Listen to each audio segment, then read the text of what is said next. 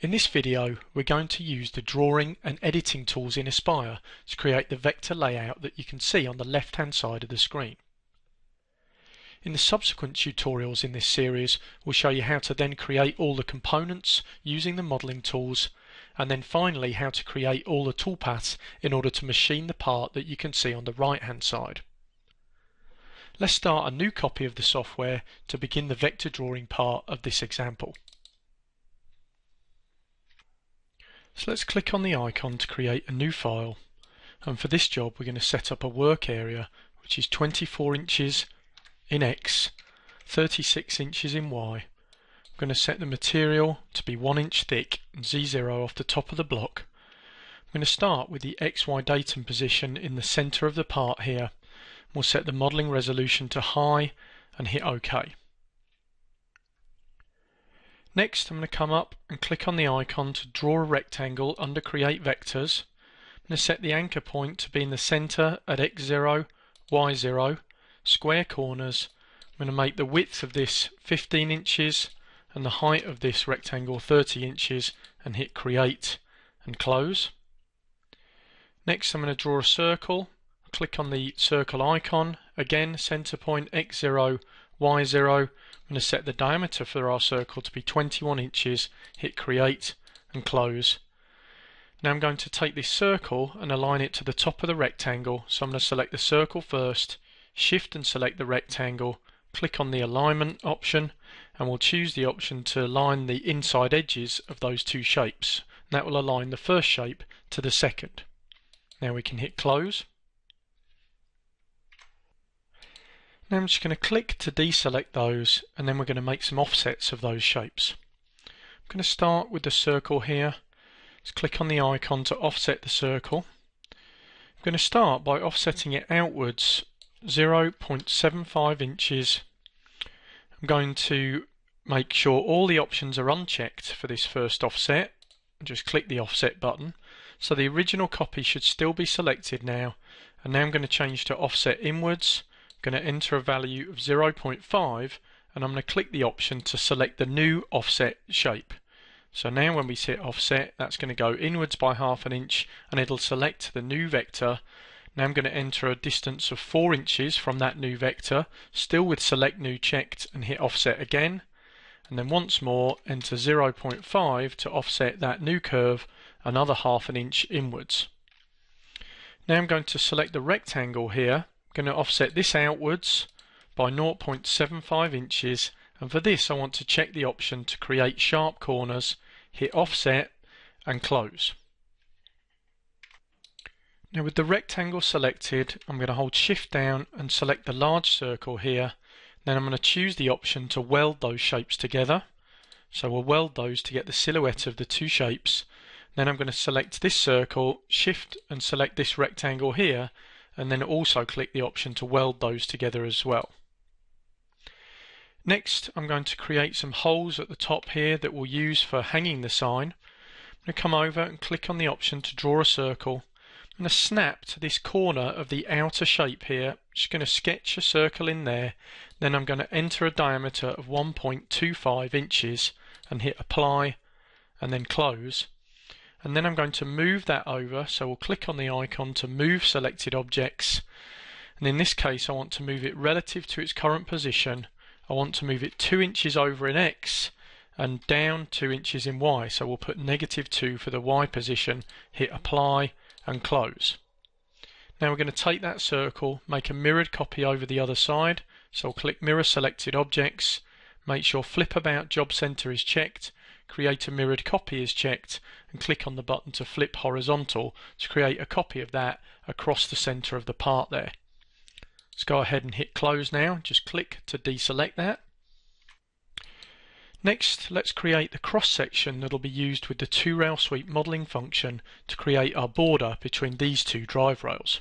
I'm going to come over under Create Vectors, click on the Draw Rectangle tool, and just sketch a small rectangle in the upper left hand corner here, then enter an exact size of 0.75 for the width and a height of 0.5, hit apply and close. I'm just going to put the mouse in that area and just roll the mouse wheel away from me to zoom in on that rectangle. Now I'm going to select it, come over and click on the icon to go into node editing. I'm going to hover over the bottom span of this right mouse click and choose the option to delete the span in order to open that up so that we'll be able to use it to create a cross section. Next, I'm going to select this node here and just drag that until it snaps to the midpoint of our shape. You can see the cursor showing me that it's snapping there. Next, I'm going to hover over this span, right mouse click and choose the option to change that to a Bezier, which is a curve. You can see these handles here, which we'll edit in a moment. I'm going to right mouse click over this span and convert that to a Bezier as well. Now I'm just going to click and drag up these handles until they snap into the horizontal and vertical positions here, and then we can just adjust those in order to create as much or as little curvature as we want for what's going to be our cross-sectional shape for the border. When I'm happy with that, I'm going to click to go back into selection mode, click on the icon to zoom to fit so we can see everything again. Next, I'm going to draw the leaf motif that'll go on the left hand and the right hand side of the sign. Before that, I'm just going to sketch some construction vectors to help show the area that I want to draw that particular shape in. I'm going to come over and click on the icon to draw polyline. I'm going to snap to the center of the circle here. You can see we get the snapping point there. I'm going to click, then drag that up and snap to this corner here. Hit the space bar on the keyboard. I'm going to snap again to the end point there. Snap here, hit the space bar, click again to snap here, snap on this corner, hit the space bar, then once more I'm going to do the same here, and then I'm just going to right mouse click in order to accept that. Next I want to come into this area here, so I'm just going to roll the mouse wheel away from me to zoom in. I'm going to sketch another polyline, so I'm going to say draw polyline, and when I go between this node snapping and this node snapping to draw a line across the circle there, right mouse click to accept that, then I'm going to come over and click on the icon to draw a circle. This time I'm going to snap to the midpoint of that line. That's why I sketched that line in there, so that I could give myself a snapping point halfway between the inner and outer vectors of the circle, and we're going to edit that so that the diameter of that circle is 1.5, hit apply and close. Next, I'm going to sketch the outline for my leaf. So I'm going to click on the Draw Polyline icon again. I'm going to start about halfway up in the middle of the circle here. Click there. I'm going to click the point here. Click a point here, staying inside of this line that we drew to help us position this. Click a point here, and then close that off by clicking back on the start point. I can right mouse click to accept that and exit the function. I'm going to select this vector, come over and click on the icon to go into node editing mode. We could also hit the N key on the keyboard to go into node editing as a shortcut. I'm going to click and drag a box around the bottom three nodes, and then I'm going to hit S on the keyboard to smooth these nodes. Now what we can do is adjust the handles, still in the node editing mode here, in order to change the shape of our leaf. And I'm just going to drag these around until I'm happy with the way they look. Then we can go ahead and hit the selection mode arrow again. Now in this case I want to create a 2-rail sweep shape with this, so I'm going to need 2 separate rails. I'm also going to need a cross section. So again I'm going to go back into node editing. I exited a little too early there, and what I want to do is cut this at the bottom node and cut it at the top node here. So I'm going to hover over this node, right mouse click and choose the option to cut the vector, or that's also C on the keyboard we can see there. Then I'm going to come over the top node and hit C, and now because I've cut it in 2 places I've effectively got 2 halves. If I click back on the selection mode we can see that that's now the selected vector, this is now the selected vector. So we've just split our closed vector into 2 open vectors that we'll be able to use as rails when we do the 2-rail sweep. In addition to the rails, we'll also need a cross section that we can sweep along these curves. So I'm going to come over, click on the icon to draw an ellipse. I'm going to sketch the ellipse in this area here, and I'm going to enter a value of 1.5 inches wide and a height of 0.6 inches, hit apply and close. I want to zoom in on that, so I'm going to click on the icon to zoom selected. I'm just going to roll the mouse wheel back towards me to zoom out a little. With that selected, I want to go into node editing, so I could use the icon again, or as I said before, we could hit N on the keyboard. So if I hit N, we can see the nodes. Once more, I want to delete this span here. I'm going to right mouse click and choose the option to delete span, or as you can see there, we can also use D on the keyboard. So this time I'm going to hover over this span and hit D on the keyboard in order to delete that and just leave me with the top half of the shape here. Next, I'm going to drag a box around just this node here, making sure I don't select the handles, then click and drag that down in order to make the cross section that we're going to extrude along in order to model our leaf. Let's come over and click on the icon to zoom to fit again, and click on the icon to go back into selection mode, in exiting out of the node editing mode there. You could also hit the escape key on the keyboard to do that as well. Let's just click to deselect. Next, we're going to create some text to go in the top half and the bottom half of the circle here. I'm going to use this vector to help me align the text around the circle. But what I want to do is trim away some of it. I will still need a copy of this circle though later in the process. So what I want to do is make a safe copy of this. The easiest way to do that is to put it onto another layer. So with this circle selected, I'm going to right mouse click. I'm going to choose the option to copy to layer. Click on new layer, and I'm going to just call this layer safe and make that invisible and inactive and hit OK. So that's put a copy of this circle onto that invisible layer. If we wanted to double check that, we can just click on the layer drop down. I could just undraw layer 1, draw the safe layer and make sure that's there. I'm just going to undraw that again and redraw layer 1. Make sure layer 1 is our active layer. It is, it's bold. I can see that at the moment, so we can close the layer manager. Next, what I want to do is come over and click on the icon to trim vectors, the scissors, and I'm going to trim off this part of the circle here. So not the smallest circle, but the next circle out from that. I'm going to click here to trim this. That's trimmed it between this line and this line, so I'm going to click here with the scissors open to trim this. Then I'm going to come over here and click again with the scissors open on that to trim that part of the vector.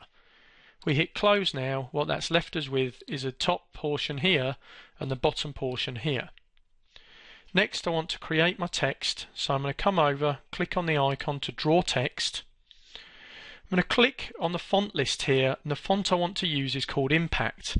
To go to the fonts beginning with I just need to hit I on the keyboard and it'll jump down to them. We can see that's where Impact is in the list. And so now we can set our text height in here, which for this example is going to be 2.5 inches. And I'm going to type in the text, which I want to say fresh coffee on 2 separate lines, all in uppercase letters. I'm just going to hit apply in order to add those into the job and hit close. Next, I want to align the fresh text to the top curve and the coffee text to the bottom curve, so I will need to divide these two up. So with those selected, I'm going to right mouse click and choose the option to break text block into lines. When we do that, it's going to make 2 separate text entities that we can now use with the text along a curve tool. So we're going to select the text that we want to put onto a curve. So let's click on the word fresh, shift and select the curve. Come over, click on the icon to wrap text along a curve. And here I'm just going to take the options that we've currently got selected, maintain text size, above curve, middle and align to curve, and hit apply and see what that gives me. I can see that's on the wrong side of my curve, so I'm going to come up and click on the box here that says text on other side. So if we click there, we can see that's oriented the text correctly now to my curve. But what I'd like to do is actually move the text away from this, so it's kind of halfway between this line and this line. So I'm going to enter an offset distance of 0.75, and then we can see that's just updated in the 2D view there. If I wanted to, I can increase the text spacing a little in order to give ourselves a bit more of a gap between the letters. But if I'm happy with that, then I can just come down, click in the white space in the job to deselect that, and now I can select the word coffee, shift and select this curve here. We can go ahead and hit apply to see what that gives us. Now I can see that what I want to do is put the text below this curve. The orientation is correct, but it's just on the above the curve here. So if we click below curve, we can see that's oriented that text correctly. Again, if we wanted to, we could increase the spacing a little here. Once we're happy with this, we can hit close. In addition to just generally adjusting the spacing, we also have the ability to go back into wrap text and use the text spacing tool within the software in order to manually space between the letters, or kern the letters as it's more often known. To do that, we come over, click on Edit Text Spacing and Curve. I can select the word coffee here, and then what I need to do is come between the letters, so I can see C and the O are a little far apart here. If I just click between them, then they're going to get closer together. I can do the same between the O and the F here until I'm happy with the way the spacing looks between those letters. Then I'm going to come over and click back to go into standard selection mode and no longer be in the space editing mode we were in before. So at this point, I'm happy with the text for fresh, happy with the text for coffee. What I'm going to do is delete some of these construction lines that I don't need. So I'm going to select these 4 lines here. I'm going to select this vector, I'm going to select this vector, and I'm going to hit the delete key on the keyboard. Now what I want to do is move on my circle back from the safe layer. So I'm going to click on the down arrow here for the layer list. I'm going to switch on the safe layer, and what I'm going to do is just right mouse click on the layer in the list here and choose the option to delete it. The software will then ask me if I want to move the data that's on it onto another layer or delete it. In this case, I'm going to say move that data back onto layer 1 and hit OK. And now we can see if we click on the drop down for the layers, that layer's been deleted, but we still have our circle that was moved back on to the original layer. Next, let's create the text for the bottom of the sign. I'm going to come over and click Draw Text. I'm going to enter the text, Magic, and then hit the return key to put a new line in and type the word beans, all in uppercase. I'm going to click on the font drop down here, and the font I want to use for this is called Cambria, so I'm going to hit C on the keyboard to go to the first font beginning with C, and then we can look down and click Cambria from the list. Text height I'm going to enter will be 4 in this case. I'm going to make this text bold, and then I'm going to go ahead and hit apply and close. Now I'm just going to click to select that, click on the midpoint here and hold the shift key down to click and move that down in the job.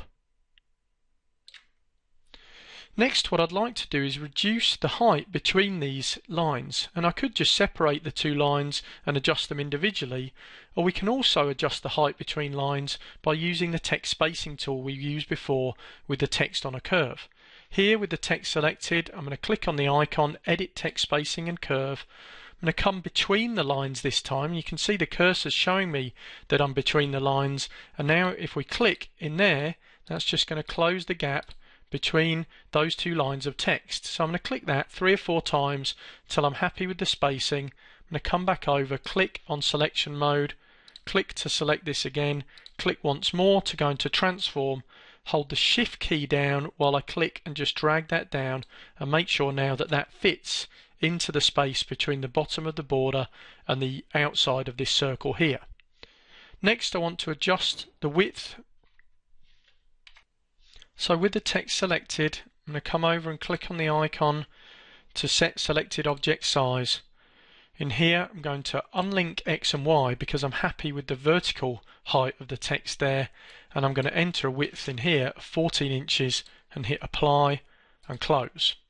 Now we can see that's just fitted the text there nicely into the space we've got in the sign, and we'll be able to come back later and V-carve that when we start calculating the toolpaths. Last thing we want to draw is going to be the sort of 3D graphic that's going to go in the middle of the sign that'll be made up of 2 coffee beans.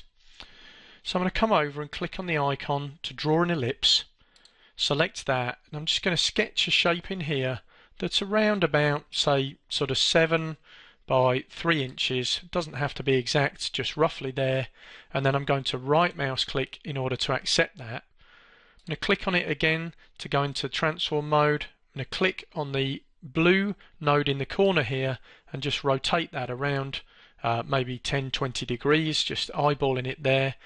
Then I'm going to make a copy of this. I'm going to click on the center point here, holding the control key down and drag this upwards, so that'll make a copy there. Now I'm going to hold the shift key down and click on the corner and drag in, and by holding the shift I'm scaling around the center of the object. If I let go of shift, then we're scaling around the opposite corner. So in this case I'm going to hold shift down, scale around the center of the part here, just going to make that a bit smaller. I'm going to click in order to move that up and out the way there. What we want to get is the effect of sort of two overlapping beans. I'm just going to rotate that around a little more, move that over and down. What I want to do now is just come into this. I'm going to roll the mouse wheel away from me to zoom in. I'm going to hit N on the keyboard to go into node editing, and I'm just going to add a little dimple into the end here in order to give the sort of effect of this being a coffee bean. To do that, I'm going to insert a couple of nodes. So I'm going to hover around this position and hit I on the keyboard to insert a node, hover around this position and hit I on the keyboard, and then hover around this position and hit I on the keyboard.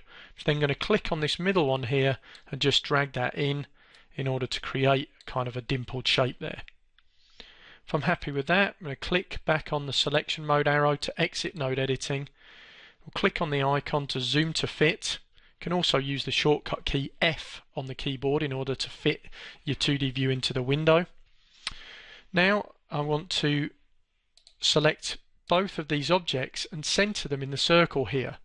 But I want to center them relative to each other, so I'm going to group them first. I'm going to come over and click on the icon to group selected objects.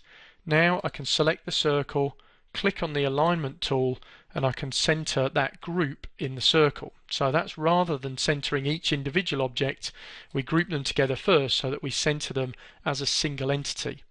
Now I'm going to click, select those again and ungroup them. To ungroup, we can use the shortcut key U on the keyboard.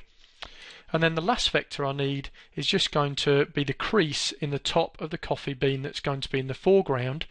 So I'm going to come over, click on the draw polyline icon again. I'm going to just zoom in using the mouse wheel, just roll that away from me in the center of the part. I'm going to click here, click here, click here, click here, and here. Doesn't have to be exact, just approximate. Right mouse click to accept that, select that vector, N on the keyboard to go into node editing, drag a box around these two nodes, hit S on the keyboard to smooth them, and then I'm just going to go in and individually adjust some of these nodes in order to create what will become my crease shape when we get into the modeling stage of the design. Once I'm happy with the way that looks, we can click on the selection mode arrow to exit the node editing. Just going to click to deselect on white space in the 2D view, hit F on the keyboard to fit the design back in, and at this stage we've completed all the vectors we need for our coffee bean sign, and we'll be able to move on with this in the next section of the tutorial and actually start to create the components from it. Let's now save this file and go up to File, Save As, and in the project folder I'm going to save this file, call it coffeesign-vectors.crv3d, hit the save button. We'll overwrite the one that's there, so if you wanted to you could load this file and see exactly the layout that I've created in the video here, and also this will be the basis for the next section of the tutorial as well. So that concludes the vector layout part of this example. You've seen us use many of the drawing and editing tools that are available in Aspire in order to create our design, and would recommend that you work through this yourself so you can start to get a feel for how the vector tools can be used to create the geometry that we're then going to use in the subsequent tutorial to create our model, and in the tutorial after that to create the toolpaths to cut it on a CNC. And that's the end of this video.